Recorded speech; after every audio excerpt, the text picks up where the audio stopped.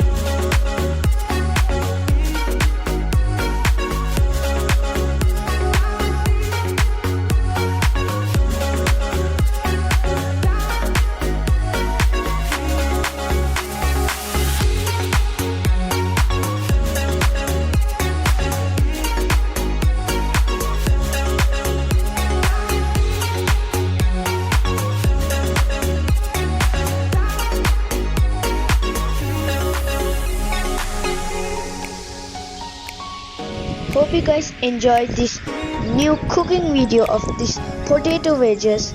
So hope you guys like it. Please hit the like button and subscribe. Goodbye.